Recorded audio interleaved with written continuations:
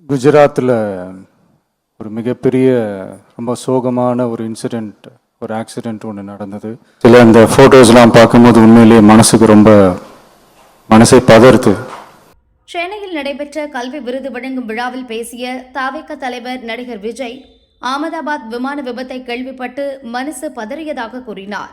விபத்தில் இறந்தவர்களுக்காக மௌன அஞ்சலி செலுத்த அவர் கேட்டுக்கொண்டார். அதன்படி 2 நிமிடம் மௌன அஞ்சலி செலுத்தப்பட்டது.